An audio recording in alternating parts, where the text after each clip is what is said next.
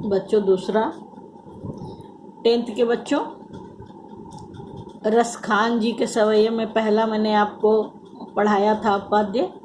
अब दूसरा पद्य आप देखें।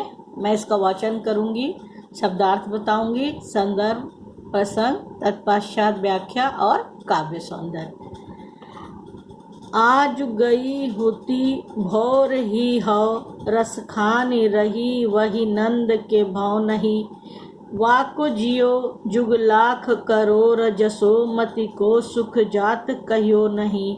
तेल लगाई लगाई के अंजन, भौ है बनाई बनाई डिठौ नहीं।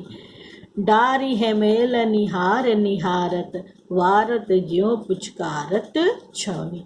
बच्चों प्रस्तुत पद्य खंड में यहाँ पर एक गोपिका भगवान कृष्ण के घर जाती है, जहाँ वो नंद बाबा और यशोदा माँ के साथ रहते हैं।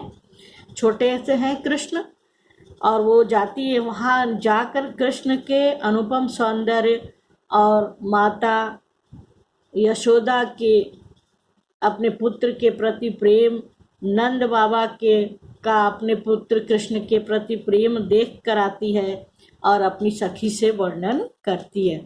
और कैसे कहती है, एक सखी से, वो सखी जो देख कर आई है ना, नंद बाबा के घर गई, वहाँ उसने कृष्ण को देखा, कृष्ण से कैसे प्रेम करती हैं, यशोदा को देखा, उसी प्रेम का वर्णन करती है अपनी दूसरी सखी से कि मैं आज गई हूँ तो भोर ही सी, कि आज हे सखी, आज मैं भोर में ही नंद बाबा के भवन गई थी, घर गई थी। रसखान कवि कहते हैं कि एक गोपिका जो नंद बाबा के घर से आई है, वहाँ का वर्णन दूसरे अपनी सखी से करते हुए कहती है कि आज ही मैं भोर में ही नंद बाबा के भवन घर गई थी। वाको जियो जुग लाख करोड़, जसोमति को सुख जात कहियो नहीं।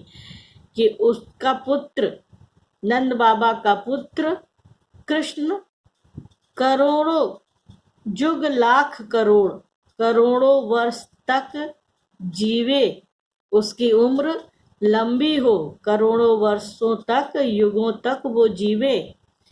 यशोदा के सुख का मैं वर्णन भी नहीं कर सकती।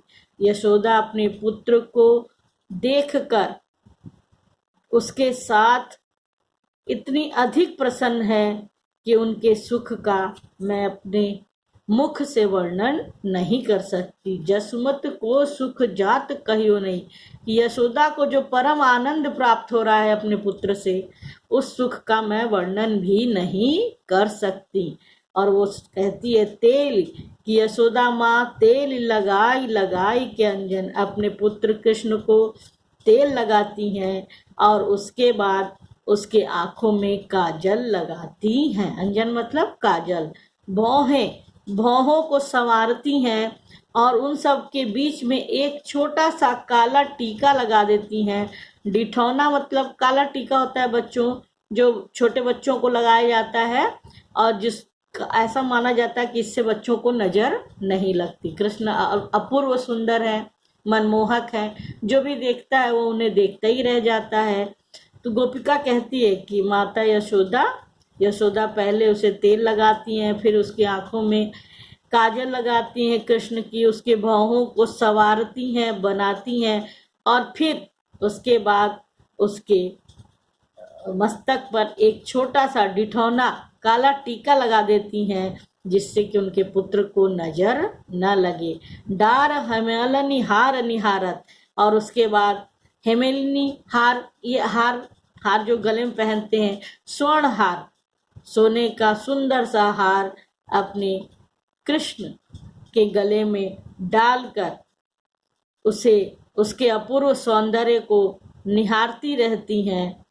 भारत न्योछावर होती हैं अपने कृष्ण के सौंदर्य पर, और उसको छोना ही मतलब बच्चा पुचकारत रहती हैं और अपने उस बच्चे को बड़े प्यार से पुचकारती हैं।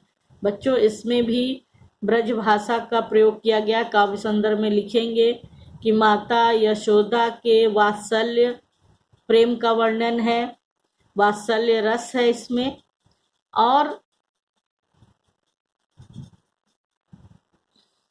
ब्रज भाषा का प्रयोग किया गया है। तो जैसे मैं बताती हूँ ना कि इसको लिखना कैसे है, तो आप इसमें भी ऐसे ही लिखेंगे कि प्रस्तुत पद्य खंड हमारी पाठ्य पुस्तक हिंदी के सवैया नामक पाठ से उद्धृत है और इसमें प्रसंग में लिखे और इसके रचयिता रसखान हैं और इसके रचयिता रसखान कवि हैं। प्रसंग में लिखेंगे कि प्रस्तुत पद्य में एक गोपिका नंद जी के घर जाकर श्री कृष्ण के बाल सौंदर्य को या श्री कृष्ण के मोहक सौंदर्य को देखकर घर लौटी है और उसका वर्णन वह अपने सखी से करती है। गोपिका कहती है कि हे सखी, मैं आज प्रातःकाल नंद जी के घर गई थी। वहां जाकर पूर्ण रूप से प्रेम में डूबी हुई मैंने यशोदा को देखा। नंद जी का वह लाल वाको मतलब कृष्ण, तो नंद जी का वह लाल कृष्ण लाखों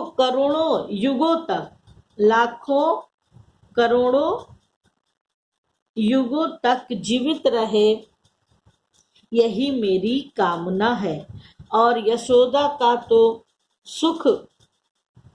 यशोदा को तो जो अपूर्व सुख कृष्ण को प्राप्त करके मिल रहा है उसका तो मैं वर्णन भी नहीं कर सकती। यशोदा उसे तेल लगाती हैं और तेल और उपटन लगाती हैं और उसके बाद उसके आँखों में काजल लगाती हैं, बाहों को संवार कर उस पर एक काला सा डिठौना लगा देती हैं, जिससे कि उनके बच्चों को, उनके प्यारे कृष्ण को, दुलारे कृष्ण को किसी की नजर ना लगे। यशोदा अपने लाल के गले में सोने का हार डालती हैं और हार डालकर उसे निहारती रहती हैं, उसके सौंदर्य पर निछावर रहती हैं और अपने बच्चे को क्षण क्षण में पुचकारती हैं। इस प्रकार इसमें काव्य सौंदर्य हो गया कि यशोदा के कृष्ण के प्रति प्रेम का सुंदर वर्णन। दूसरे नंबर पे आप लिखेंगे ब्रज भाषा का सुंदर प्रयोग। तीसरे नंबर पे आप लिखेंगे वात्सल्य रस। धन्यवाद।